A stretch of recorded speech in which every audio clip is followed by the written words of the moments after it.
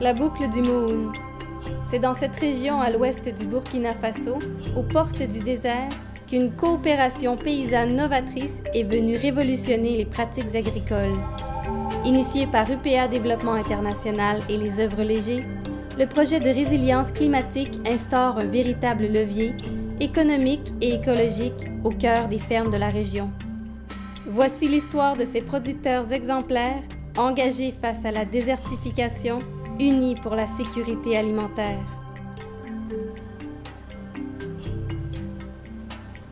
C'est dans cet esprit de coopération de paysan à paysan que UPA Développement International a contribué à la création de l'Union des groupements pour la commercialisation des produits agricoles en mai 1993.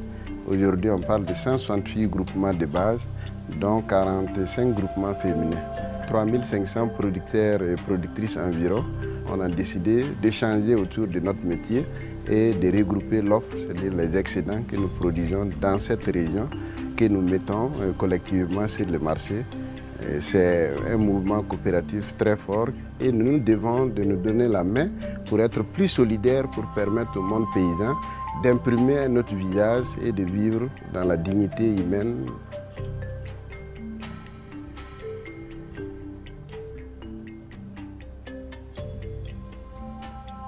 L'année passée, on était la meilleure organisation de l'Afrique sur l'accès au marché. En tout cas, c'est un bel exemple que les autres organisations doivent suivre. Entre nous, les producteurs, on a vu qu'il y a un certain nombre de producteurs, productrices et jeunes producteurs qui étaient un peu plus faibles, qui n'ont pas les mêmes capacités. Et c'est pour ça que le projet a été conçu pour permettre à 700 productrices et 700 jeunes producteurs de pouvoir bénéficier en tout cas de l'appui. Et c'est cet élan de solidarité qu'on a développé entre nous pour permettre de renforcer les capacités des jeunes et des femmes.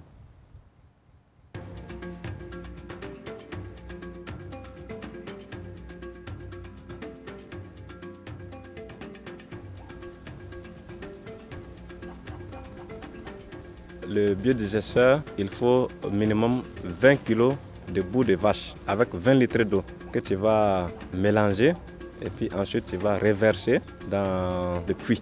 Lui, il va amener ça dans le grand cuivre et c'est là-bas qu'il y a la fermentation qui donne du gaz très puissant. On l'utilise pour chauffer nos repas, cuisiner avec ça. Nous avons la lumière.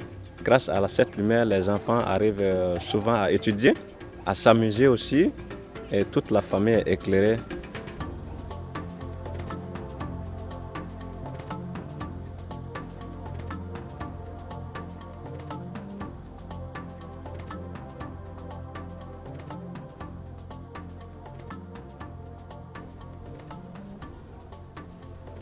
Le biogaz en tant que tel permet à la femme d'avoir le temps de faire de prendre en compte ses préoccupations de la famille.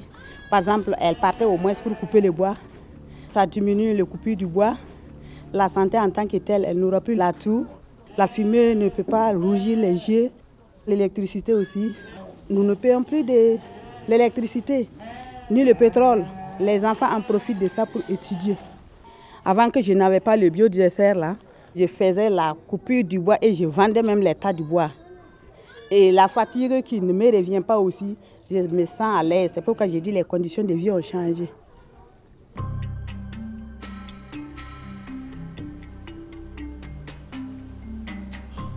Dans les années 80, on parlait plus de 80 à 100 jours de pluie l'année. Et aujourd'hui, la moyenne est autour de 45, 51 pluies par an dans cette région. Et ce phénomène est inquiétant. Ça veut dire qu'il faut adapter en même temps nos semences que nous utilisons, notre façon de travailler pour que ça soit en phase avec les réalités actuelles.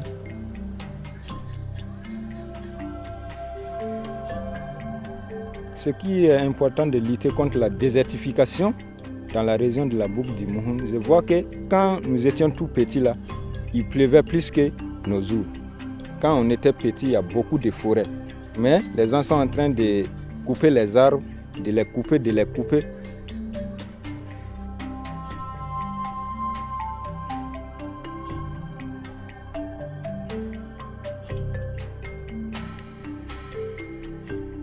Si les atouts du biogaz sont nombreux sur le plan humain, la diminution de coupe de bois est un bénéfice majeur pour cette région aride. Aussi, 12 000 plantules de Faidherbia sont réparties sur les terres des membres de l'Union, un arbre aux vertus particulières qui ne sert pas uniquement qu'au reboisement.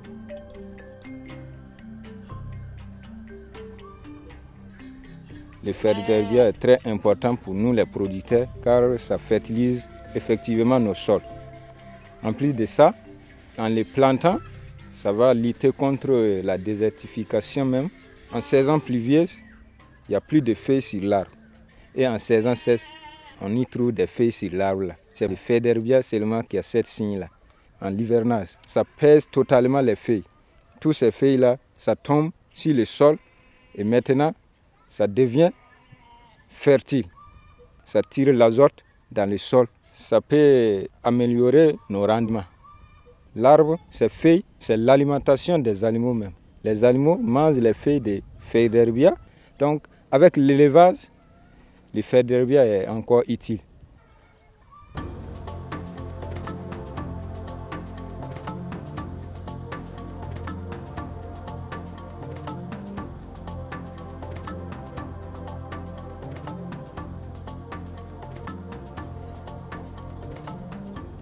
Ce forage-là, ça permet à tout le village de venir chercher de l'eau.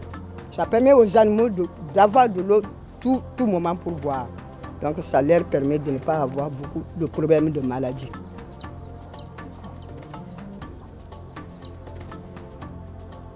Des Faidherbia aux biodigesteurs, en passant par les forages réalisés au sein de plusieurs communautés, les diverses branches de ce projet s'enracinent dans la réalité locale et ont déjà porté leurs fruits. Elles favorisent toute une pratique fondamentale désormais adoptée par les producteurs, l'élevage en contention.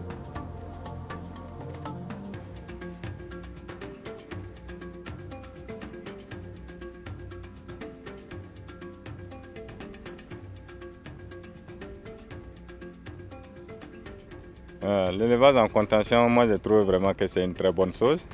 Seulement, l'avantage, tu as le suivi régulier sur tes animaux en matière de santé. Et ça te permet aussi d'avoir à tout moment les déjections sur place. Il y a eu un grand changement. En termes économiques, ça m'apporte beaucoup d'argent en famille, moi et puis madame.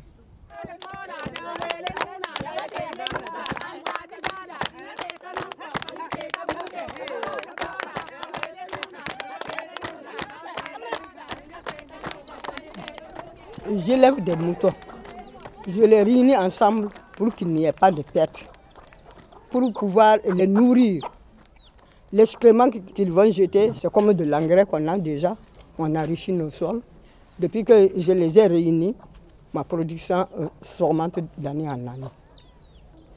La production a augmenté, les revenus ont augmenté et aussi nous contribuons pour la fertilité de nos sols. Le compost aussi est utilisé pour faire le jardinage, la culture même en tant que telle dans les champs.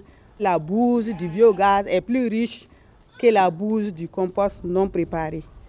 Et je ne produisais même pas les riz. Mais grâce à la production du biogaz, je produis les riz et je ne l'achète plus.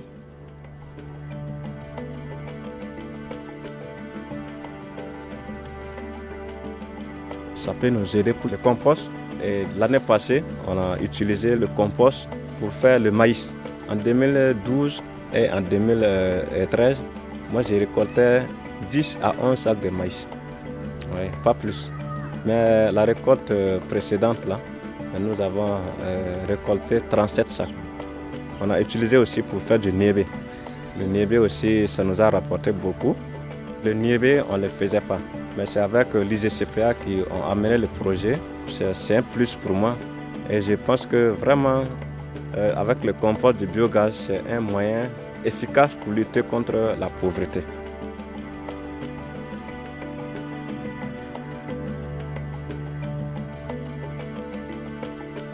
Nous voulons produire ici des terres et permettre à ce que nos petits-enfants viennent exploiter ces mêmes terres. Le projet Résilience climatique contribue vraiment à la souveraineté, à la sécurité alimentaire, du fait que toutes les actions qui ont été vraiment développées par le projet sont des actions durables.